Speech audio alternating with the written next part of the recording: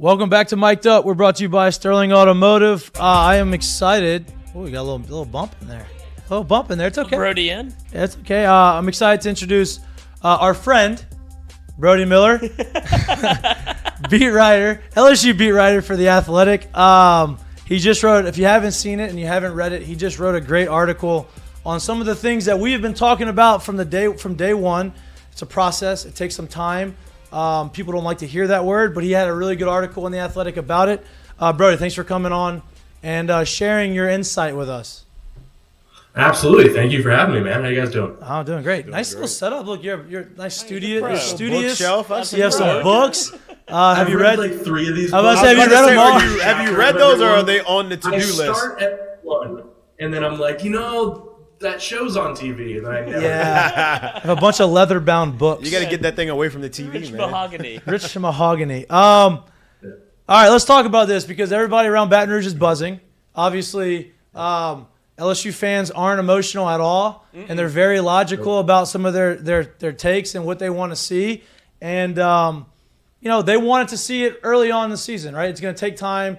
If you've played any type of sport in any part of your life, you understand that, a new team takes some time to gel, new coaching staff takes some time to gel. Talk a little bit about what you've seen and what you've heard around the locker room and around the coaching staff. How have they gotten to this point in the season?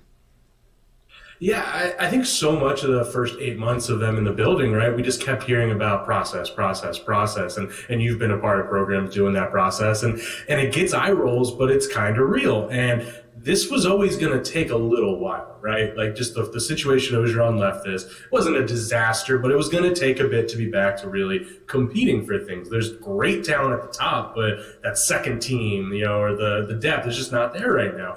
So, even after that Tennessee game, Kelly kept saying, guys, like, this is kind of where we're at in the process, specifically with Jayden Daniels. And I think the thing you have to give credit for, this team's not perfect. They still might lose to Arkansas and A&M. Like, who knows? But the thing, if you're a fan, you have to end this year regardless excited about is that you are 6-2 right now, and you have a team that is getting better each week. And that is, again, a corny phrase, but it's not that common in college football. How often, do you say this is a problem and it doesn't actually get fixed? And most problems, week 1, offensive line's a disaster. It's a borderline strength now when it's healthy. Quarterback was not as bad as people made it, but was not a strength. And now the last 2 weeks, they are clicking in a way where, Jayden Daniels on his best nights makes this a top 15, top 10 team. So they're improving. The guys, Josh Williams had some really good stuff Saturday night talking about how, everyone kind of realized they bought in at the end of camp. It was they saw the difference in camp, and they're like, wait, this is actually different if you trust this stuff. So, yeah, they're not perfect, but I do think they're headed in the right direction. And I'm speaking from my perspective. I was I wouldn't want them to be perfect right now, right? I want to see the fact that they have the ability to keep going and keep going and keep going. And what I noticed beginning of the season was as sloppy, as inconsistent as some of the things were, they still made winning plays in situations where they needed to make winning plays, right? So those are things that, if you didn't buy into a culture or buy into a new scheme, that's hard to do, right? You don't make winning plays if you don't buy into what's going on, right? And so you start seeing those winning plays happen more often. You see Jayden Daniels develop, and I think that's what everybody was excited for when Brian Kelly got here. He's been good at developing quarterbacks and great with the offensive line, and you see both of them start to gel and start to mesh, right? Is that something some of the things that you've been hearing and seeing in the locker room? Absolutely. And you bring up a great point about the winning plays stuff. I think the Auburn game is the best example. They did not play a good football game at all. That was, I think the post-game win expectancy on ESPN stuff, it was 11%. That's bad. But that fourth quarter was defined by your exact point. Just your best players making plays. Jay Ward forcing that scoop and score, or was it Ojulari and Ward? I forget. Greg Brooks stripping Coy Moore for that interception to win the game. John Emery came up big on some plays. It was just the best players just stepping up when you needed them to, even though this wasn't a great performance. And I think you're right. The things that were promised are slowly happening. And there's going to be, I feel confident that at least one more time this year, there will be anger at Brian Kelly. And that's probably going to happen. That's built in. But what's that? Then fire him. Which is Yes, buyout. exactly. Yes, a lot. So I do think there is just that sign of the buy-in in the locker room. There are signs of like these guys are actually buying into what he's saying, and that's, again, I keep saying this stuff is eye-roll worthy because it is, but it's real in terms of they weren't sure what they were getting day one when he walked in that door. He is different. He did things differently. Keyshawn Boutte is the ultimate example. He wasn't showing up and he wasn't happy about it. And now those are the exact guys now being like, you got to highlight the defense before he walks out for the post-game interviews and all that. Like, those are now the leaders. And I think that's a sign that, again, he's not God. I'm not trying to make him out to be some superhero coach. But so far, he's doing all the things you want. And I love your point that, like, you don't want it to look perfect because you don't want it to look false and, like, fraudulent. You want it to look like a team that is grinding and kind of improving right now. So the truth of the matter is, like, we would all love for it to be an undefeated year, game in and game out. You go in and you expect to win, you go win, and you somehow pull off a win every time. It's not realistic. There's one gold standard place pretty much that's making that happen year in and year out, and that's a little bit different, right? Yeah. As you watch this team play and sitting where they are today, which is not in a position to do what they want to do, they're literally sitting on top of the SEC West right now, right? True. A team that's sitting on top of the SEC West, 4 games left remaining in the schedule. You know what the schedule is. Being 2 games down in the standings right now, with the schedule they have in front of them, how impressive is it to see that you're literally sitting there with the opportunity to realistically make this season everything you could have dreamed about from start to finish? I mean, if he actually pulls out what we're talking about here, yeah, at that point, it's like you're talking coach of the year and stuff. Like, that would be miraculous. But the fact that you're even in this position, to your point, is huge. And I think the thing I keep going back to is the Jayden Daniels part of it. And I want to see it at least one more time against, like, a better defense. Do it again. Of course. Right. Yeah, well, not 11 touchdowns in 2 games, but show you've improved against Bama. But still, those 2 games, that changes the entire outlook of this team, where I think going into Florida, this was a team that can hang in there, but they're not very good. And all of a sudden, if that's the version of Jayden Daniels you get 2 weeks in a row, this team can beat anyone. This team is if you're asking me to just rank how good these teams are at this exact moment, it's like a top 10 team if it's that version. It's unfair to expect it every week. It's unclear. You don't want to judge too hard after 2 weeks because there still are the other 6 weeks they didn't play as well. But that is huge to your point because that does show the improvement. That does show that they can work with a quarterback. And, man, Brian Kelly's players didn't love him at Notre Dame. That much I feel confident saying. But you can point to every person that will say he got the most out of quarterbacks who honestly weren't that big of recruits, weren't that talented, but they got better. He was hard on them. They couldn't stand him at times, but they got better. And Jayden Daniels talked really interestingly Saturday night about, like, he coaches me super hard throughout the week, but I want that. I welcome that, and that's why he is where he is. So, yeah, it is wild that they're in this position. You spoke about Keyshawn talking about, hey, let's highlight the defense before you go out, before you do anything else, right? Now, obviously, the slow starts, both offensively and defensively, like, that can't continue. Like, if you get down 17-3 against Alabama, that makes your life almost impossible in that game, right? But the adjustments that Mahtook has made throughout the course of the games, outside of the Tennessee game, right, that was the one anomaly kind of where we didn't make that adjustment, or we just couldn't make the adjustment for one reason or another. Everything that they've done, or he's done adjustment-wise, has hit, right? He's landed. Like, the defense has played significantly better in the second halves of games. What is LSU doing, or what's the coaching staff doing to try to limit those slow starts and say, okay, we do make these adjustments, we have the abilities, let's do this from the jump instead of waiting till second, third quarter? Till they're down 17. Yeah, again, Lloyd's heard me have this theory before. My theory is he's implementing real life betting spreads in games. Brody, when I tell you that the Wi-Fi did not work in Tiger Stadium, I was frantically on our good partner Caesar's app, and I was just sitting there like, we're down 17. This is the time, and they wouldn't let me in. 17, baby. Yeah, exactly. I'm trying to live bet them. They wouldn't let me in. Exactly. I just lost track. We're joking about that. But, the starts. Yeah, it's such a good question, but I don't know the answer. Right. It's strange in terms of offensively, to give them credit with the last 2 weeks, they've actually started well offensively. Because I know they only started with 3 points the first 2 drives, but they did still make it within the 30 of those drives, right? They were moving. Right. But it's still a key point. Like, the fact that they have given up I'm pretty sure Florida game too was 2 opening touchdowns, right? So it's like 4 straight weeks of 2 opening touchdowns. That is a big problem. And I don't know what that's all about. The Florida game, it's like tackling was really weak. That was clear. And, tackling did get better the next week. I think this one, I liked what they were doing strategically, like make Dart beat you. But it was a bit of a weird middle ground of that, of like you're making Dart beat you, but by kind of stopping the run. Yeah. But they were playing super soft, right? And I like the thought process, and I think that was what Kelly was alluding to post game of like maybe I don't want to put words in his mouth, but he said we have a weakness that maybe isn't that much of a weakness, and I believe he's referring to the cornerbacks, right? I think that's fair to assume. And when they got a little more aggressive with it, put more kind of on them. They shut them down. Yeah. So I don't know the answer to your question of like how you stop starting like that, because that's above my pay grade. But yeah, it's like maybe the thing that you always were hoping to do. Yeah. Just do it. Don't be conservative early. I guess that's the closest answer I can come up with.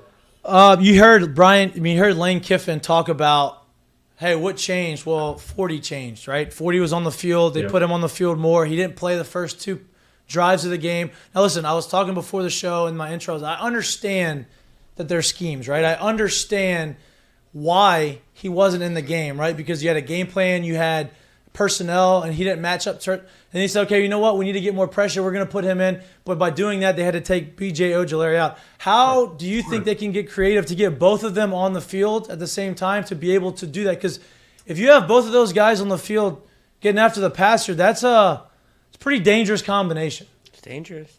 Yeah, by the way, the worst thing for my entire job is when every fan is calling for something and I'm like, calm down, and then they end up being completely right. And I'm like, damn, now they're just going to keep everything. But, I'm not doing a mailbag this week. So, yeah, punish them, yeah. But, no, I think there's a lot of ways, right? I think Ole Miss was going to be tough to do that because I think against certain teams, maybe even Alabama, I'm not sure. Maybe you can do it. I'm never going to pretend I'm really the football guru expert. Right. God, no. But, like, maybe you can do some – first off, I think personnel-wise, you can probably just play your normal 3-man front and have both Perkins and Ojulari in the field. I think you can do that definitely against Arkansas and definitely against A&M, just the personnel they line up. But maybe even when those teams spread out a bit more, maybe you can go a 2-man front. And maybe you just put, Guillory and Roy in there or something like that, or Wingo and Roy. And then you just have them on the edge. I understand why that might not have made sense against Ole Miss because stopping the run is so key. You probably don't want to lose those big bodies. But I think going forward, you should be able to get both on the field just by default. But, yeah, man, I get why it's a hard situation. You brought it up. It's like it's not easy to be like, yeah, I'm just going to bench. I think it's fair to say with Smith out, like Ojulari is LSU's best player. It's hard to be like, yeah, let's take him out 2 out of 3 downs. It's hard. And it's also like as much as everyone's like, you got to get him on the field, he's not ready to play inside linebacker. Right. He will be, I'm sure. I'm sure he's going to be a superstar. Right. He's just not. So, yeah, I think they can going forward, but it is tough. And I just to add to that, I think what ended up happening, too, in that game, if you revert back to the Tennessee game, is I think they got put in a situation where they saw, hey, this is what they do when they do these things. We're going to take them off the field in this. And I think Tennessee saw it as we're going to do this until you keep him on the field. Yeah. And he wasn't prepared to do that. And I think Brian, kind of figured out after, like, okay, we got beat coaching-wise right there because they saw that we weren't going to keep him on right there, and they just said, hey, we'll just keep doing it. And that's kind of I think that's a good point because that Monday Kelly immediately said, like, yeah, man, he should have been on the field. Right, and so I think from then on they started figuring out, hey, if teams are going to do this, we can no longer do that anymore. Like we're going to have to find a way to work him in. I think that's the next progression is we can't take BJ off too. We're going to have to find a way to keep them all together. And I think one of the most refreshing things that I've noticed this year is over the course, really since Saban left, right? You listen to Les Miles, you listen to Coach O, and they talk about all this stuff after the game, and it doesn't really make much sense, and you don't really know where they're going. It didn't seem like they had a formulated plan, and they stuck with the plan. Listen, if you tell me that you were going to do something, this is the way we planned it up all game, and you try to you just didn't execute that plan, I can accept that. But if you go there and you tell me something, and then you say something else, and you say something else, and you don't really have a clear message, I don't understand that. What I've noticed is Brian Kelly gets up on the stand, and he says, this is why we did it. This is the game plan we had going in. It may not have been the right move for me, right? Tennessee. We need to go back and we need to reevaluate, and we got to take what we did good and fix what we did bad. And you see it change the next week, right? To me, that's like the most refreshing thing that I've seen throughout the course of this year. No, I couldn't agree more. It's been really refreshing just to cover, honestly. It's like and maybe some of this is like year one, like, got to get the media on your side kind of stuff. Like, that's possible. Maybe like a year or two will just be like, who knows? But right now, he is clearly trying to like help us and everyone understand what's actually going on, so we're not ignorant and like criticizing for like there were plenty of times where I would be like torching Daniels, and then like someone would reach out to me being like, here's the thing, like these two guys missed their assignment and stuff, and we're wrong a lot in our analysis. So it's like, it is helpful, one, that he just kind of informs us, but two, to your point, like there is an accountability on his end. I mean, shoot, even just like in small joking things. I remember what his first practice one with Walker Howard, his first post-practice press conference, he immediately brought out like making fun of himself that they basically were having him like do snap. He had a broken thumb, right? And he was like doing calls with his hands, and they realized like, oh wow, I'm hurting his hand. We're idiots. And like, that's just again, that's a joking example, but like that's a small example of just, he gets when he's wrong, and he doesn't mind being wrong. It doesn't seem like, because it seems like that goal. Hey, process. The goal is to get to a certain point. That's kind of endearing to the fans and the media too, right? Like, it kind of goes against the persona of Brian Kelly coming in. Exactly. No, I think you're right. I think I thought going in, and again, he might get back there. I don't know. But my impression of Brian Kelly coming in was that he was this, I know better than you. As a fellow Northeasterner, I can say this smug Northeastern guy. And he hasn't, he's a little like standoffish in the sense that he's not going to be your best buddy, sure. But he's not that. He's actually like, I genuinely understand why you're asking that. Here's why that's going on. There's so many times we'll ask a question and it seems antagonistic, but he's like, no, I'm with you actually. And I think you're right. That does gain support in the fan base and all that, because one, fans want to know what's going on. And two, they don't want another Jimbo right now, who Jimbo thinks he knows better than everyone and won't change his scheme and all that. And I think that's a real problem at times. And the last thing to add to that, how much of the end of the Orgeron era was really rooted in like, we'll get that fixed. They wouldn't adjust. They wouldn't, the Bo Pelini example is the best one of like, let's stick and press man. But yeah, you didn't see those adjustments, and you are seeing those adjustments every week. You mentioned a little bit, I'm not trying to make a mountain out of a molehill here, but you mentioned a little bit about Walker Howard and what, probably that's what a lot of people are expecting for next year. I know, here you go. This is Lloyd's move right here. I'm not, and Brody knows.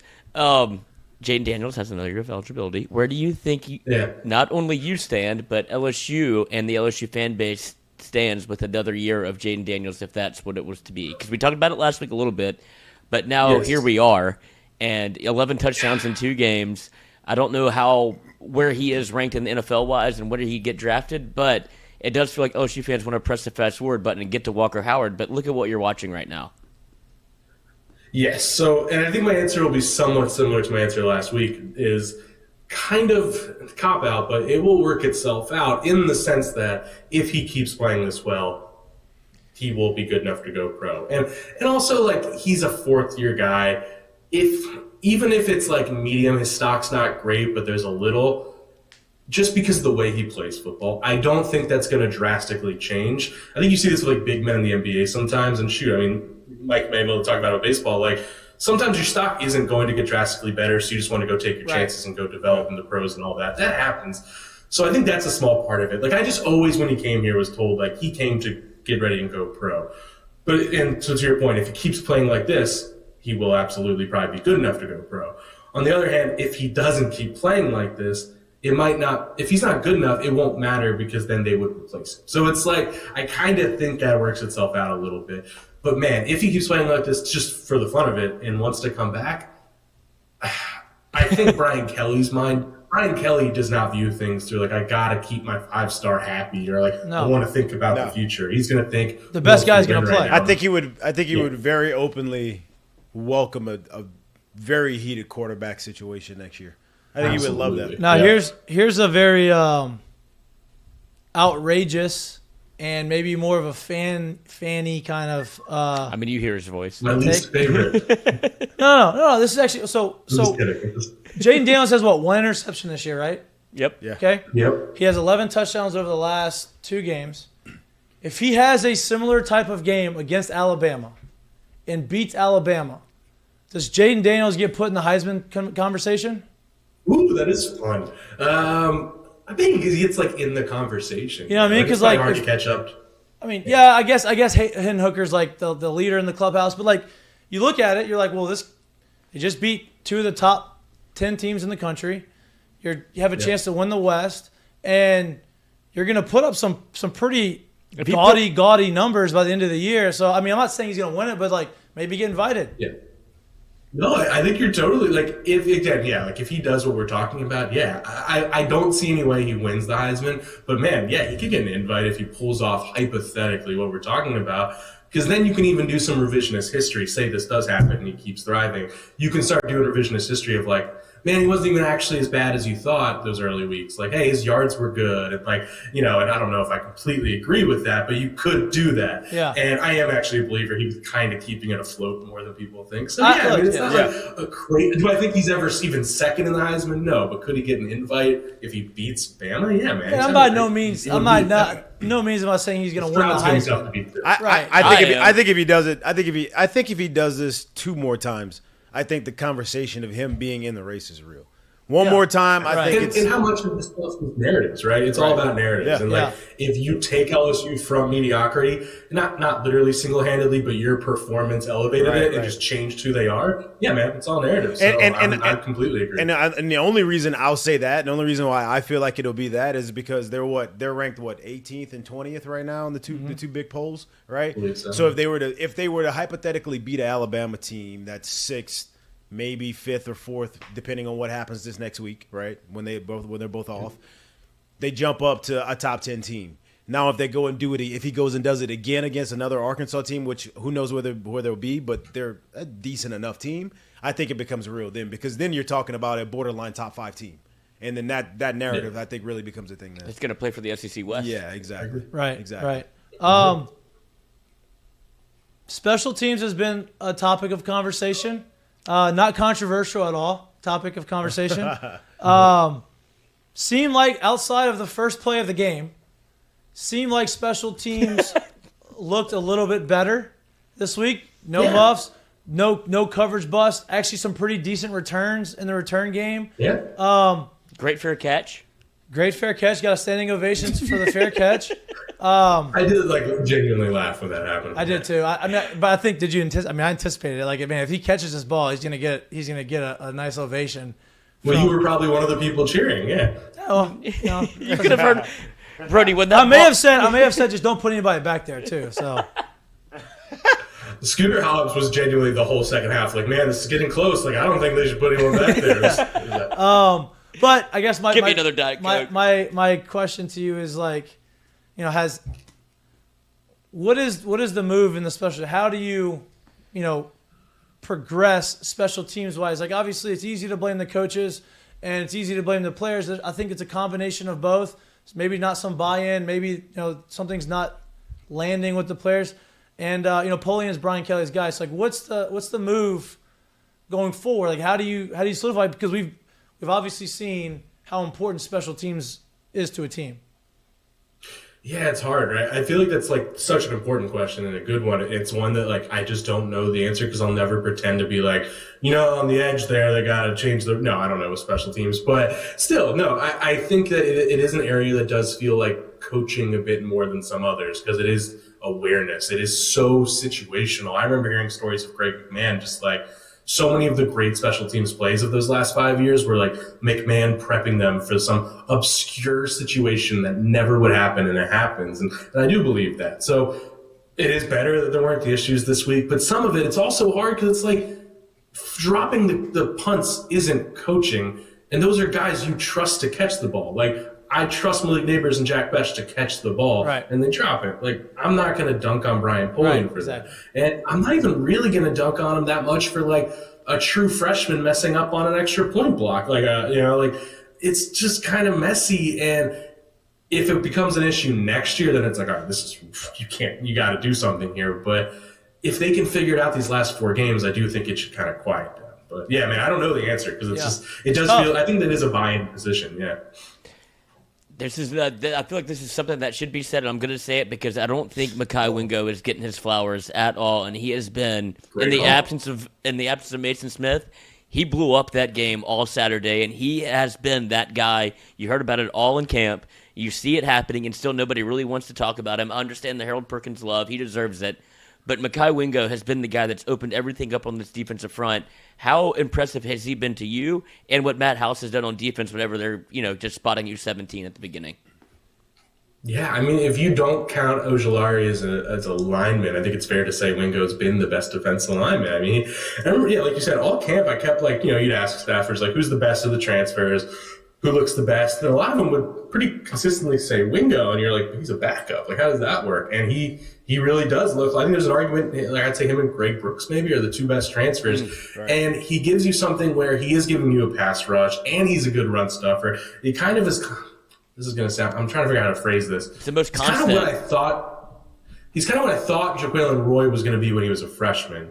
And Roy's been amazing in different ways, so I'm not saying that. But that kind of 3 technique, versatile guy who is both athletic enough to cause havoc and strong enough to really stuff the run. I mean, him and Ollie Gay were the key to that game, as much as Daniels, all these things, Perkins, all of that's true.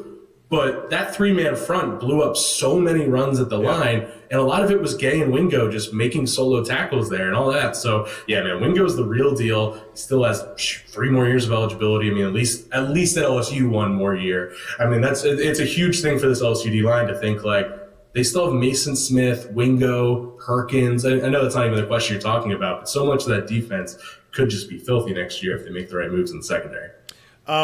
I'm glad Lloyd kind of kicked it to the defensive side of the ball. I'm an offensive guy, offense, obviously. Yeah, but you should have played corner. Yeah, that's what they say. I'm an offensive guy anyway. So we're sitting there watching this thing. I don't think people really understand how impressive it is to basically give up nothing the rest of the game after going down 17-3 and finishing that game on a 42-3 run. In an age like today where offensive football is it's king. It happens. Everyone's got a good team, and points are put up at an absurd rate right now. I don't think people understand how impressive it is what they did, not just Saturday, but the week before too, on that side of the ball, and how dominant that side of the ball can be when they're playing well, especially when the offense is clicking like it was. Yeah, you're right. I mean, and the weird thing was going into Tennessee, we probably thought that was one of the best defenses in the country. That Tennessee game got weird, but it's hindsight, you're not going to dunk on a team for that because that is the best offense in college football right now. And that's just a weird contextual game. You're down 13-0. And they were put in very weird situations that you're exactly. And they actually made stops that first half. It was only 20-7 at half, right? They played well, and eventually just the dam broke, and that is what it is. But the Florida game is just weird because in a lot of ways I'm with you. They played well, and I'm not going to hold the 42-21 touchdowns against them.